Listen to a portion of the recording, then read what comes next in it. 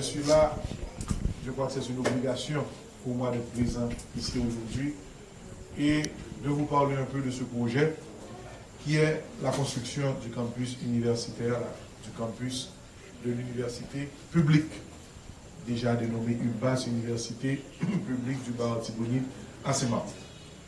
Et ceci pour ceux qui sont de l'Artibonite, on va avoir deux campus, l'un à Saint-Marc et l'autre au Gonaïves. Mais on commence par Saint-Marc, puisque ça pourrait être fait aussi vice-versa, puisque normalement, Saint-Marc a cette équipe dynamique, dirigée par l'ingénieur Paul Pollux, qui a su prendre l'initiative, qui a su monter le projet sans un sou, et nous a présenté déjà ce projet en privé. Et je voulais, avant même le début de la construction, présenter ce projet maintenant à la ville de Saint-Marc à travers certains représentants, et je salue la presse ici présente. Le projet préparé par l'ingénieur Paul Pollux et son équipe, j'ai applaudi ce projet il y a une semaine lorsqu'ils ont eu à nous faire la présentation.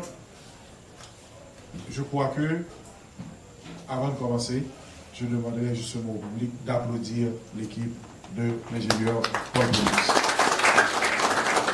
Maintenant, où est-ce qu'on a trouvé le financement? Moi, j'ai toujours dit qu'il faut avoir de grands rêves. Et quelquefois, il faut rêver, même si on n'a pas encore les grandes possibilités. Une fois, je passais par la route, l'ancienne route nationale, et je m'étais dit, même si on n'avait pas d'argent, on pouvait réaménager tout ce coin, avoir un bord de mer au même niveau que la ville de Santo Domingo. Mais on n'a pas d'argent, mais il faut rêver. Et bien pour ce projet, lorsqu'on est sénateur, chaque année, il y a ce qu'on appelle le fonds départemental.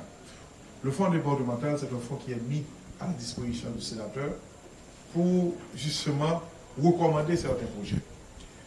Et je suis entré comme sénateur en janvier 2016 et on a mis 10 millions de gouttes à disposition de chaque sénateur.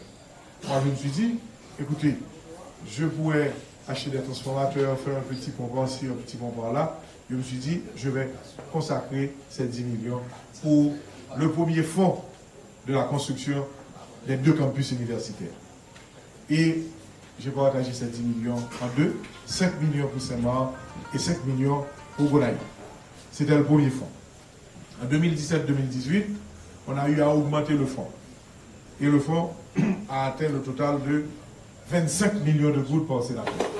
Donc, 12 500 000 pour Gonaïves et 12 500 000 pour Saint-Marc. Donc, en tout, pour le moment, on a 17 500 000 gouttes pour Saint-Marc et 17 500 000 gouttes pour Gonaïves. Cette année, qui est l'année 2018-2019, on va avoir encore un autre 27 millions de gouttes. Donc, lorsqu'on aura ajouté le 12,5 sur les 17,5, vous êtes très calé en mathématiques, ça fait 30 millions. Donc, j'aurai 30 millions pour Saint-Marc et 30 millions pour Gonaïves. Les autres sénateurs me disent qu'ils vont m'aider, qu'ils vont ajouter un peu de leur fonds. Ils ont choisi de faire autre chose. Mais je crois qu'avec 30 millions, l'on peut déjà commencer ce campus. Commencer avec le premier grand bâtiment pour abriter l'université, les étudiants qu'on a maintenant. Pendant cette année, on va construire.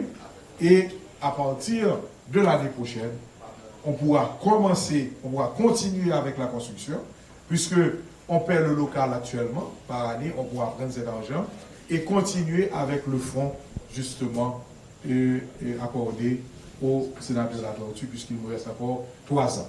Donc, c'est la première étape. Et je crois que en Haïti, l'on voit souvent des maisons à étage porter le titre Université Jean-Jacques Dessalines, Université Biassou, Université Passy. Je ne sais pas qu'on université comme ça. Là, c'est université, il faut un environnement, il faut un espace, il faut un terrain de football. Monsieur, nous sommes pas plus fort passer nous. Il a aménagé l'espace là, il monte une université. Nous-mêmes, nous voulons monter une université, nous prenons tête caille pour nous faire.